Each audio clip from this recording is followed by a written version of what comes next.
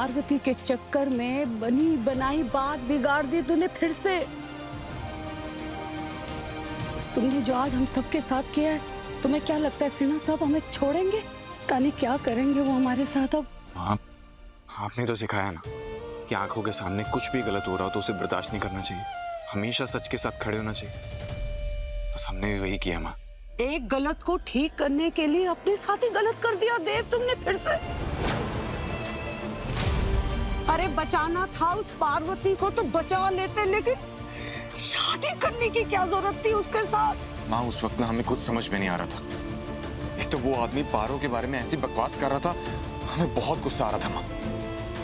और हमें पारो की बहुत फिक्र हो रही थी।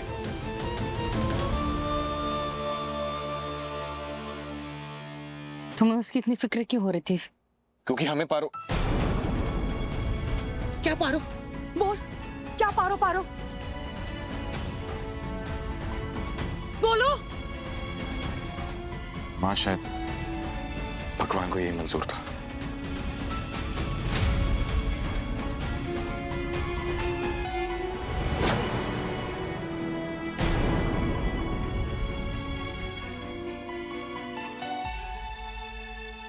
हाँ, आप चिंता ना कीजिए प्लीज।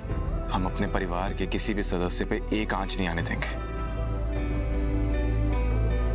और कल से ऑफिस हम संभालेंगे।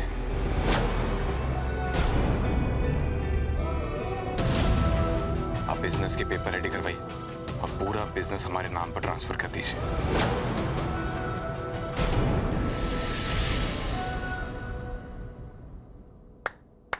वाह देव वाह, पहले तो नीलाम होती लड़की से शादी करके आ गए। भैया प्लीज, हमने आपको पहले भी बोला कि आप पारो के बारे में ऐसी बात मत कीजिए, और हम ये सब कुछ अपने परिवार के लिए तो कर रहे हैं। सिन्हा अंकल का सारा गुस्सा हमारे ऊपर है और इस घर को नुकसान पहुंचाने के लिए वो इस 35 करोड़ के स्कैम का इस्तेमाल जरूर करेंगे। अब पूरा बिजनेस हमारे नाम पर होगा तो सिर्फ हम जेल जाएंगे,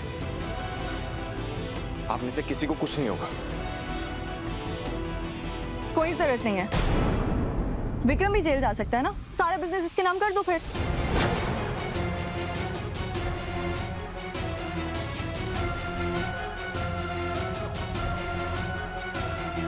हाँ, मुझे भी परिवार की फिक्र है और मैं भी जेल जा सकता हूँ। लेकिन भैया आप समझ नहीं रहे। लेकिन देव मेरी बात सुन, तुम माफ कीजिए,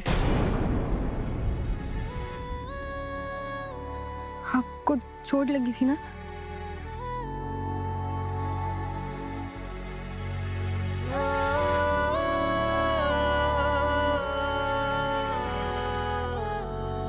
oh wow, leave and all, wife duties. Well, अब तो वैसे भी ऑफिशियली पत्नी बनी गई हो। Good, carry on. भाभी प्लीज। रश्मिका, क्या हो गया इस घर के लोगों को?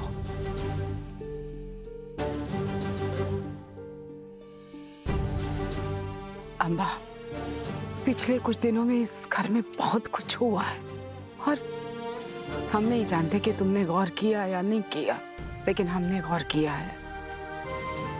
देव और पार्वती है ना, इन्होंने बहुत कोशिश किया दूर रहने का, लेकिन हालात ने हमेशा इनको एक दूसरे के सामने लाकर फिर खड़ा कर दिया।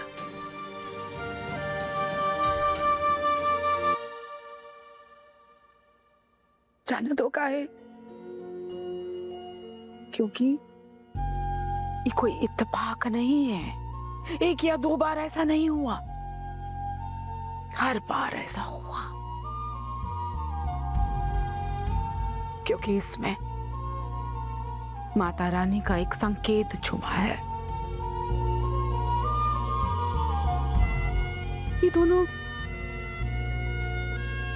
हमेशा एक दूसरे के लिए खड़े रहे, एक दूसरे के लिए लड़ते रहे, एक दूसरे का ताकत बने। और सच कहें तो पहली बार ही जब हमने इन दोनों को देखा था ना, तो समझ में आ गया था कि पारो संग देव, ये दोनों का जोड़ा माता रानी ने अपने आशीर्वाद से बना के भेजा है।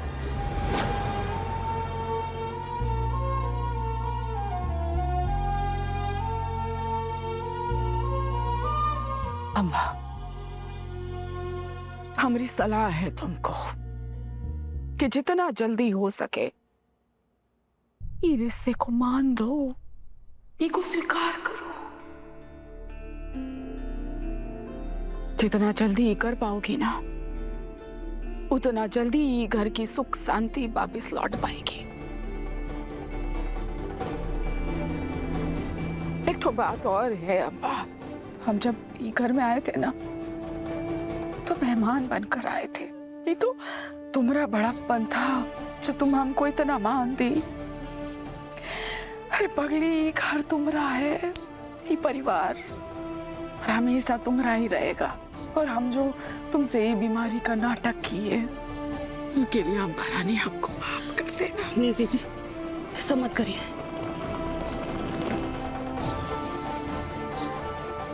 बुआ माँ, ये सूटकेस? हाँ बेटा, अब तुम हो ना तो सब हो संभाल लोगे। और अब तो पार्वती भी तुम्हारे संग है। हमको पूरा यकीन है ये बच्ची अपने संस्कारों से, अपने सद्गुणों से सबका दिल जीत लेगी। अच्छा, गाड़ी बाहर खड़ा है ना? बस बस ठीक है, खुश रहो। ये फुलवा,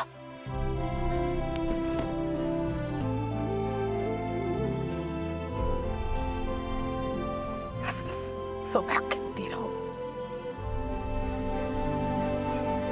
बस बस बस बस, तुम्हारा जगह यहाँ नहीं, हमारे दिल में।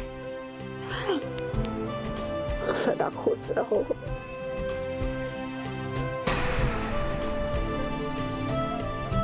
अरे वो बहुरिया, हमारे देव का ख्याल रखना, समझी? और जो कोनो शिकायत हुई ना तो अम्बा रानी हमको फोनवा पे बताएंगी। हाँ, वहीं से डपटी आएंगे तुमको।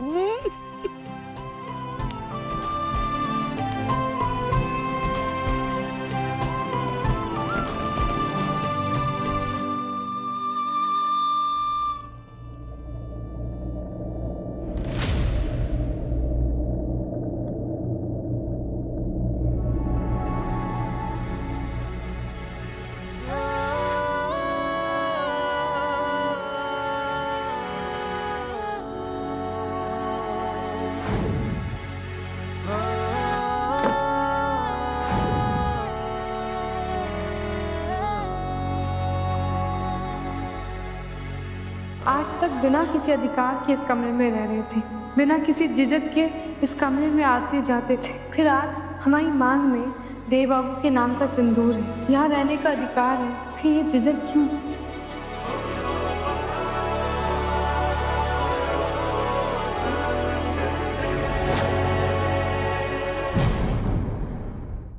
पारो संग देव, शाम 6:30 बजे दंगल टीवी पर।